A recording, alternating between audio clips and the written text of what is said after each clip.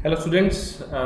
आज जो हम क्या करेंगे, जो कल मैंने आपको थोड़ा सा इलेक्ट्रोकेमिकल सीरीज़ के बारे में बताया था, उस इलेक्ट्रोकेमिकल सीरीज़ को हम और अच्छे से जो है समझने की कोशिश करते हैं आज अपने। ठीक है, तो देखिए क्या होता है कि सबसे पहले आप समझिए इस बात को कि इलेक्ट्रोकेमिकल सीरीज़ है क्या। ठीक है, इसको थोड़ा सा आज तसल्ली से हम समझेंगे। देखो, इलेक्ट्रोकेमिकल सीरीज़ की जब आप बात करते हैं तो उसमें जो है इलेक्ट्रोकेमिकल सीरीज में जो हमें डेटा दिया हुआ है, जो गिवन इंफॉर्मेशन है हमारे पास, वो जो इंफॉर्मेशन है वो है regarding the standard electrode potentials. ठीक है, स्टैंडर्ड इलेक्ट्रोड पोटेंशियल का डेटा है हमारे पास, जिसको मैं शॉर्ट में, वैसे तो आपको शॉर्ट नहीं बोला पर बार बार इतना बड़ा वर्ड लिखने की जगह पर मैं SEP लिख देता हूँ। ये होती क्या है?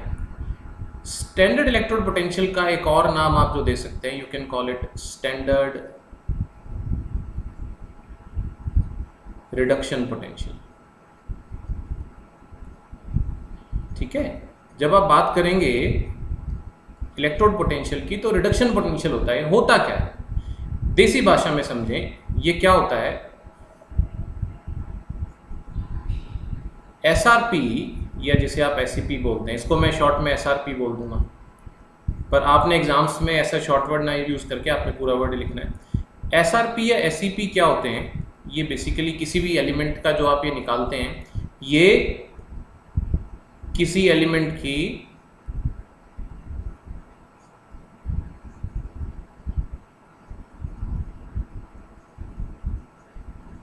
खुद को, अपने आप को रिड्यूस करने की क्षमता होती है।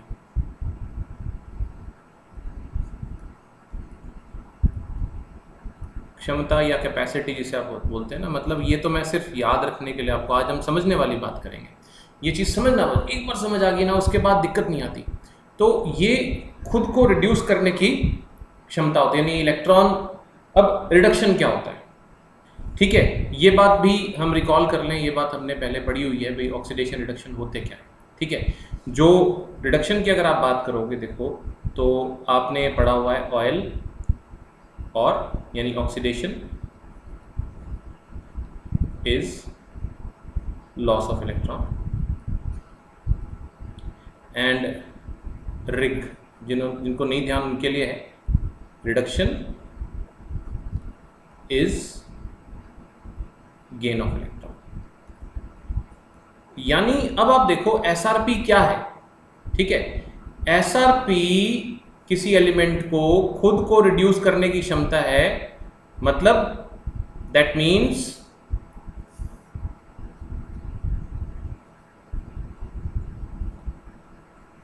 SRP is a measure of electron gaining या एक्सेप्टिंग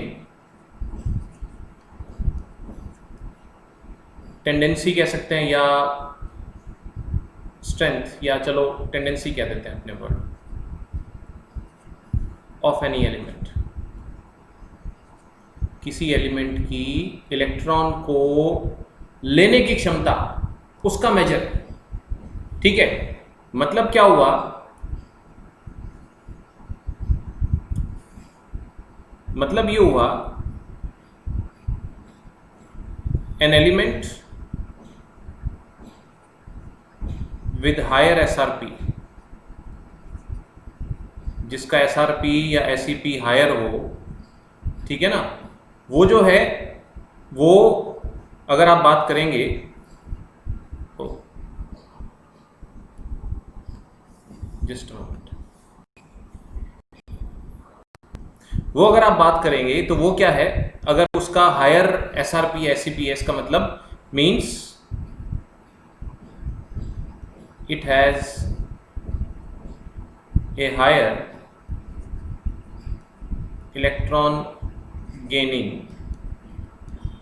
nature।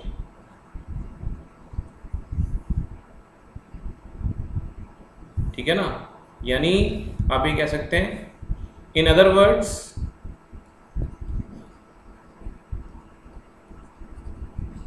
इट इज लालची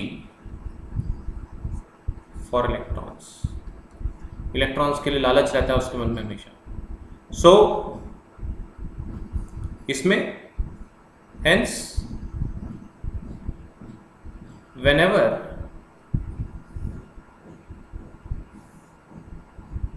we construct an electrochemical cell,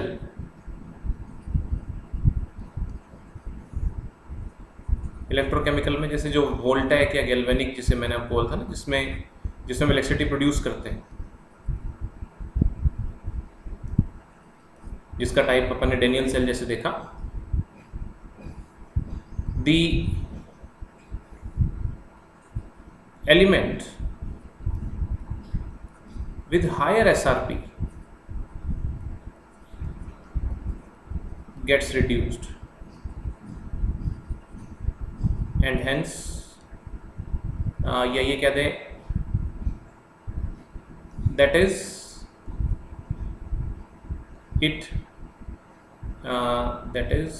it gains electrons and hence it functions as a cathode, क्योंकि उस पर रिडक्शन होता है, जिसका हायर एसआरपी होता है वो कैथोड की तरह बिहेव करता है। ये चीज़ें जो है ना आपको ध्यान रखनी है, ठीक है। तो ये बहुत ज़रूरी चीज़ें हैं, ठीक। अब देखिए क्या है, इसी में अपने आगे बढ़े। जैसे अगर अपन बात करें, मान लीजिए फॉर एग्जाम्पल एसआरपी या एसईपी, जैसे हमने डेनियल सेल की बात की थी ऑफ जिंक की वैल्यू दी हुई है -0.76 वोल्ट, है ना। हम डेनियल सेल का एग्जांपल लेते हैं, डेनियल सेल का ही एग्जांपल लेके चलते हैं। और एसआरपी या एसईपी ऑफ कॉपर वो होती है प्लस में 0.34 वोल्ट्स। तो अब आप इसको देखकर बता सकते हो कि इसमें कैथोड और एनोड कौन बिहेव करेगा, कौन कैथोड की तरह, कौन एनोड की तरह। जिसका एसआरपी ज़्यादा है, मतलब इलेक्ट्रॉन लेने की उसकी नेचर ज़्यादा है, लालची इलेक्ट्रॉन लेगा तो रिड्यूस होगा तो कैथोड की तरह बिहेव करेगा, क्योंकि कैथोड वो इलेक्ट्रोड होती है वेयर रिडक्शन टेक्स प्लेस, ठीक है। तो इस तरह की चीज़ें आपको इसके अंदर ध्यान रखनी होती है, ठीक है। अपने अभी आगे बढ़ते हैं इसमें।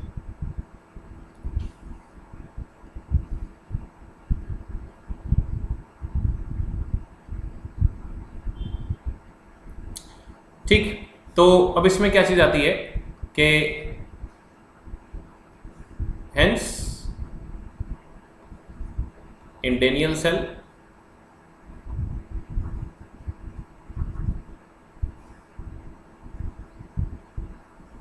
रिडक्शन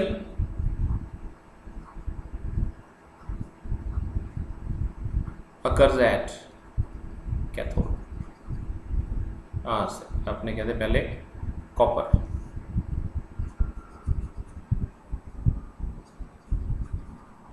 जो कि कैथोड की तरह बिहेव करती है, एंड ऑक्सीडेशन एट जिंक, जो कि एनोड की तरह बिहेव करती है। यानी आपको अगर इलेक्ट्रोड पोटेंशियल्स की वैल्यू दी होती है तो उससे आप पता लगा सकते हो दो चीज़ों के लिए कि कौन सा कैथोड और कौन सा एनोड की तरह बिहेव करेगा। जिसका एसआरपी या एसईपी ज़्यादा होगा वो कैथोड, वहाँ रिडक्शन होगा, और जिसका लो होगा वो एनोड की तरह बिहेव करेगा, ठीक है। तो ये चीज़ जो है इसमें ध्यान रखने वाली है। अब रिप्रेजेंटेशन की बात करते हैं, अगर एसआरपी या एसईपी ऑफ जिंक, तो उसको रिप्रेजेंट कैसे करते हैं, ई नॉट, ये होता है स्टैंडर्ड इलेक्ट्रोड पोटेंशियल या स्टैंडर्ड रिडक्शन पोटेंशियल, एक ही बात होती है। नाम तो स्टैंडर्ड इलेक्ट्रोड पोटेंशियल होता है, मगर वो एक्चुअली होता है स्टैंडर्ड रिडक्शन पोटेंशियल है। तो वो देखो रिप्रेजेंट कैसे करा जाएगा, ध्यान से देखना। मैं येलो कलर से लिखता हूँ, Zn2 पॉजिटिव, पैरों में जो सब्सक्रिप्ट में /Zn, ठीक है ना। इसकी वैल्यू जो है हमने जो ली हुई है वो कितनी आती है, -0.76 वोल्ट्स। एक बार डेनियल सेल के एग्जाम्पल से ले रहे हैं। अब आप ध्यान से ऑब्जर्व करो यहाँ पर कि ये जो चेंज हुआ है ना, ये इलेक्ट्रॉन गेन करने वाला हुआ है। कल मैंने आपको इलेक्ट्रोकेमिकल सीरीज जो दिखाई थी, सारा जो डेटा है उसके अंदर एसआरपी का, वो रिडक्शन पोटेंशियल इलेक्ट्रॉन लेने का टेंडेंसी बताई हुई है। ऐसे ही अगर आप बात करोगे कि आपको एसआरपी लिखनी है या एसईपी लिखनी है आपको कॉपर की, तो उसको आप रिप्रेजेंट कैसे करोगे? फिर से वही आप क्या करोगे कि उसके अंदर लिखोगे आप जो है ई नॉट आप लिखोगे ऐसे, और ई नॉट के बाद पैरों में, ठीक है, पैरों में आप क्या लिखोगे? Cu2 पॉजिटिव ओब्लिक Cu, और ये है प्लस 0.34 वोल्ट्स। आप कहोगे भाई जिंक पर तो ऑक्सीडेशन हुआ है, तो लेकिन जो डेटा है अपने पास वो रिडक्शन पोटेंशियल्स का ही है, सबका ही, with relative to hydrogen electrode जिसका हमने जीरो लिया हुआ।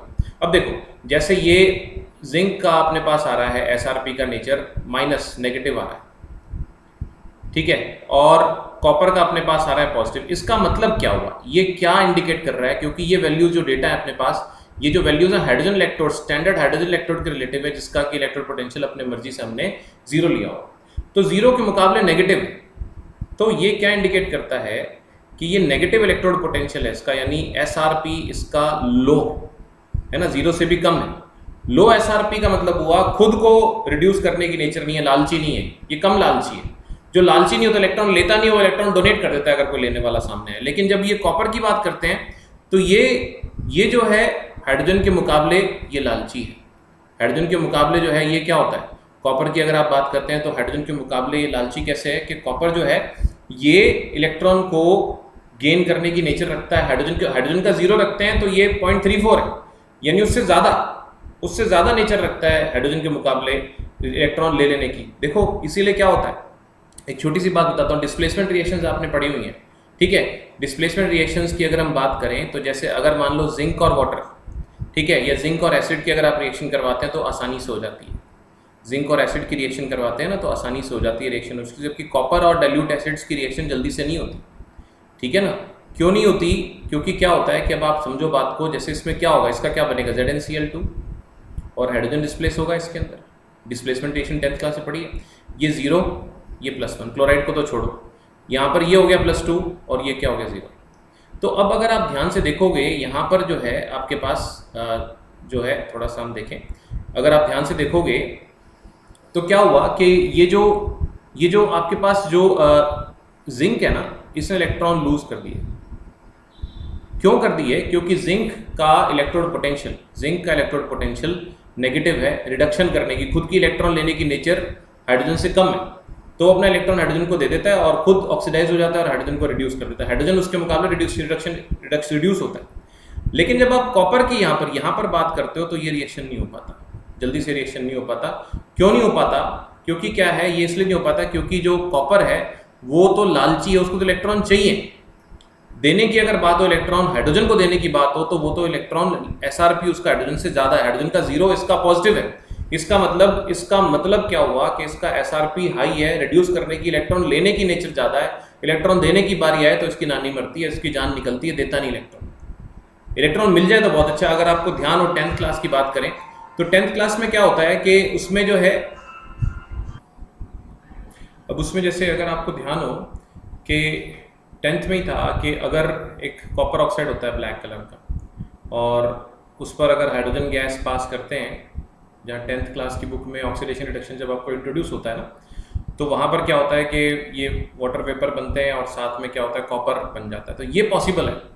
ये पॉसिबल क्यों हुआ? क्योंकि हमारे पास ये डेटा ये कहता है कि हाइड्रोजन की जो एसआरपी है वो जो है यहाँ पर लो है, कॉपर की एसआरपी ज़्यादा है, ये +2 है, ये 0 है। तो हाँ, कॉपर की एसआरपी ज़्यादा है तो इलेक्ट्रॉन ले सकता है, लेने की बारी हुई तो कॉपर ने फटाफट ले लिया, ठीक है ना।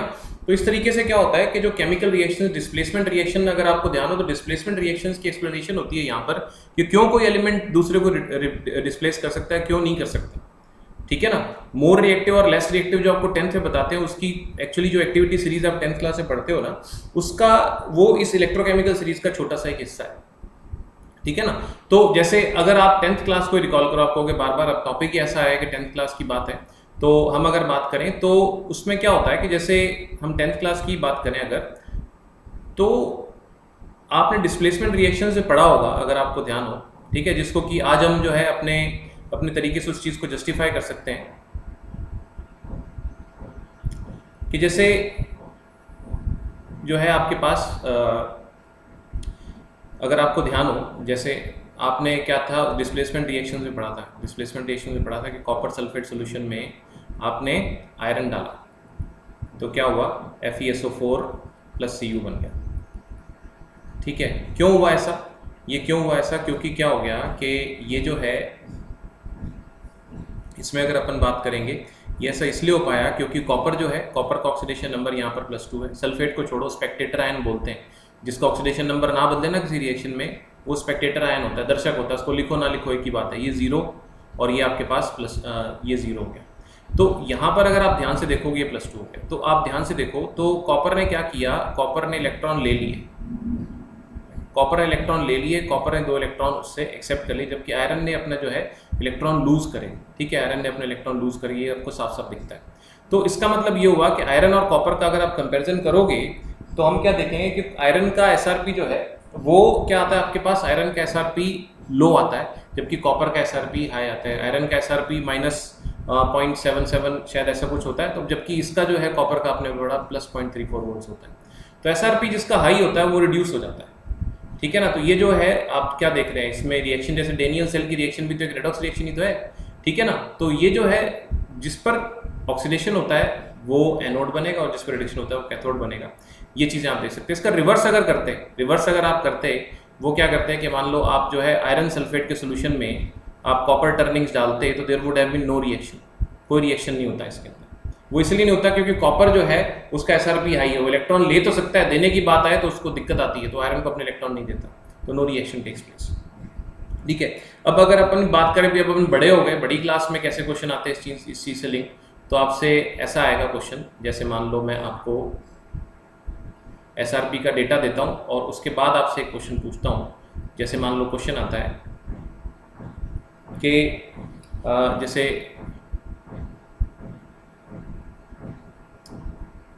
कैन बी स्टोर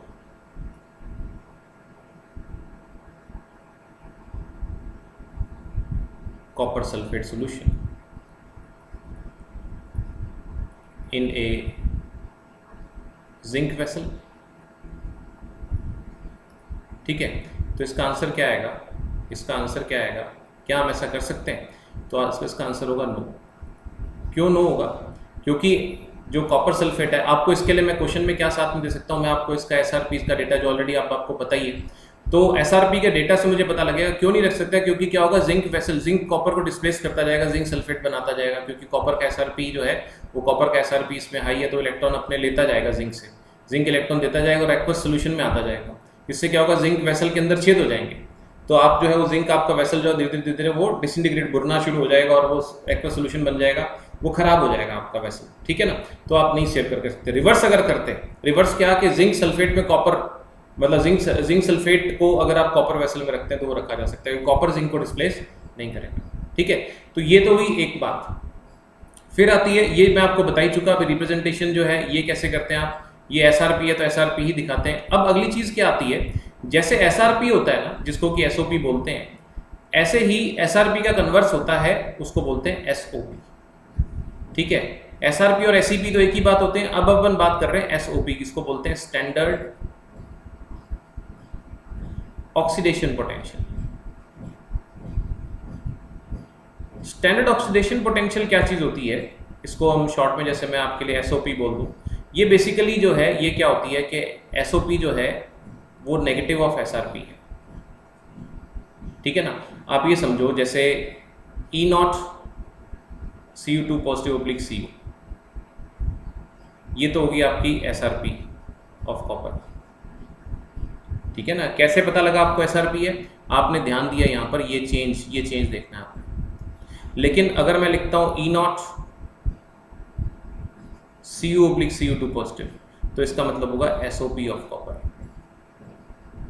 ये होगी कॉपर की SOP। क्यों? क्योंकि यहाँ पर मुझे ये चेंज देखना होगा, 0 से +2 हो गया, यानी लॉस ऑफ इलेक्ट्रॉन यानी ऑक्सीडेशन होते हुए दिखा रहा। तो अब देखो, आप एक समझो कि मान लीजिए अगर आप ये कहते हैं कि जैसे अगर हम वैल्यूज़ की बात करें, तो वैल्यूज़ की बात अगर अपने करें तो इतना तो आप जानते ही हो कि E0 जो Cu2 पॉजिटिव ऑब्लिक Cu है उसकी वैल्यू अपने पास है प्लस 0.34 वोल्ट्स।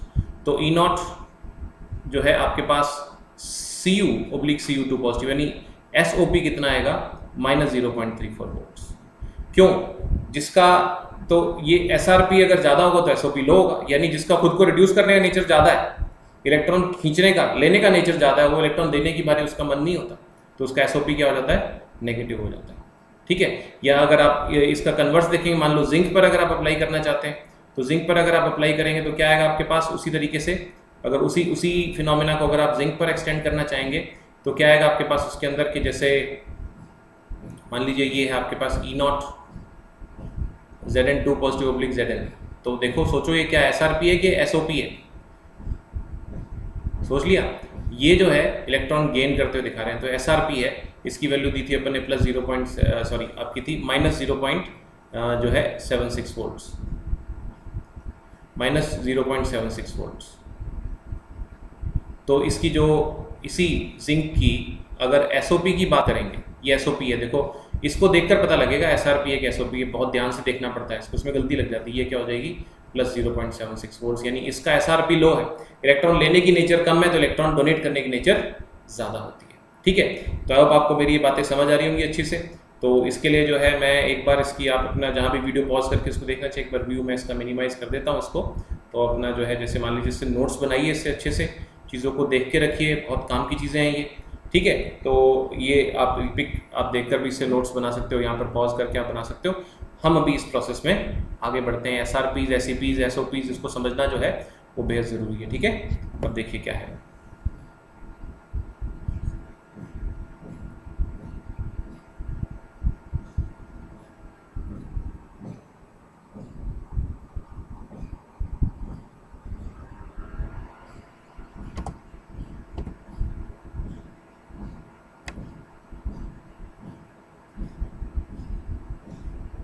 ओके, अब देखो क्या है कि जब हम बात करें इसमें कि जैसे मैंने आपको SRP SOP बता दिए, अब अगर अपन चीज़ों को समझने की कोशिश करेंगे अपने, तो क्या चीज़ आएगी? जैसे आप ये समझिए, एक क्वेश्चन देता हूँ मैं आपको, जैसे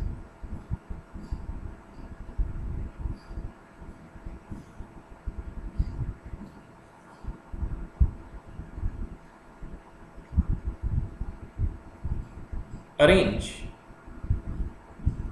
the following in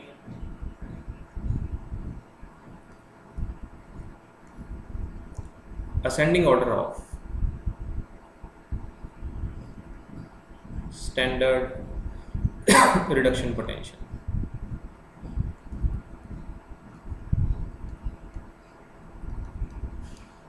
ये क्वेश्चन है, ठीक है। पहला E naught A positive oblique A minus 0.75 volts. E naught, ये आपने इसको लेबल ही कर लेते हैं ना, इसको अपने ऐसे लेबल कर लेते हैं, ये ए, ये बी, ठीक है। वापस आते हैं इस पर। E naught B positive oblique B, ये मान लो minus 1.08 volts. C, E naught C positive oblique C is equal to 1.48 volts. D, E naught D oblique D positive is equal to minus 1.18 volts. ठीक है, तो ये आपके पास जो है इस तरीके से आपके पास ये डेटा दिया हुआ है। तो आपको बेटर तो यही है कि आप यहाँ पर पॉज करो और यहाँ पर पॉज करके पहले अपना आंसर निकालो, और आंसर निकालने के बाद आप मेरे आंसर से इसको टैली करो, ठीक है। पर चलो खैर, अभी तो आपके पास फ्रीडम है, एक दो दिन आपके पास। तो अब इसमें क्या है कि अगर आप ध्यान से देखेंगे ई नॉट की, अगर अब यहाँ आंसर मैं इसका आपका बताता हूँ, तो इसमें एक ही बात है, अगर आप ध्यान से देखेंगे ये वाले में यहाँ पर मैंने आपके साथ चतुराई करी हुई है, ठीक है ना। ये सारे के सारे SRPs हैं, बी पॉजिटिव से बी, सी पॉजिटिव से सी, लेकिन ये जो है ये SOP है। तो इसको आपको पहले SRP में कन्वर्ट करना पड़ेगा, यानी कि आपको इसको E naught D positive oblique D में कन्वर्ट करना पड़ेगा SRP, क्योंकि तभी कंपैरिजन करेंगे। आपने SRPs का ऑर्डर पूछा है मुझसे, तो ये हो जाएगा प्लस 1.18 वोल्ट्स, ये हो जाएगा। तो अब आपका इलेक्ट्रोड पोटेंशियल की अगर बात करें, नॉर्मल जैसे मैथमेटिक्स की बात होती है, रिडक्शन पोटेंशियल है ये, तो सबसे कम किसका है आपके पास, ये आ गया आपके पास बी का सबसे कम है ना। असेंडिंग का मतलब होता है, असेंडिंग ऑर्डर पूछा, असेंडिंग का मतलब होता है छोटे से बड़ा, तो सबसे कम जो है -1.08, उससे ज़्यादा क्या हुआ, उससे ज़्यादा हुआ ए -0.75, उससे ज़्यादा किसका हुआ डी +1.18, और उससे ज़्यादा किसका हुआ, वो हुआ आपके पास सी जो है 1.48। ठीक है, अब देखिए नेक्स्ट क्वेश्चन पर आते हैं। क्वेश्चन है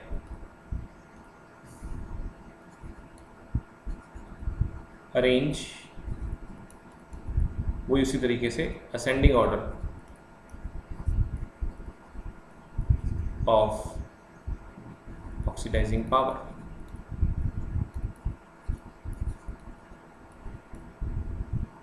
ठीक है, तो ऐसा करते हैं, इसको देखिए, देखते हैं ABCD में आपको 4 ऑप्शन देता हूँ। ए, मैं आपको इलेक्ट्रोड पोटेंशियल की वैल्यूज़ देता हूँ, A positive oblique A -1.25 volts, मनगढ़ंत वैल्यूज़ हैं। ठीक है, B E0 B2 positive oblique B, इससे कोई फ़र्क नहीं पड़ता है कि कम या ज़्यादा इलेक्ट्रॉन हो गया 1.25 volts. C E0 C positive oblique C 1.08 volts, और D E0 B positive oblique D -1.08 volts. ठीक है, तो अब यहाँ पर जो है आप इसको पॉज करें, और पॉज करने के बाद इसको सॉल्व करें, सॉल्व करके फिर मेरे आंसर से टैली करें।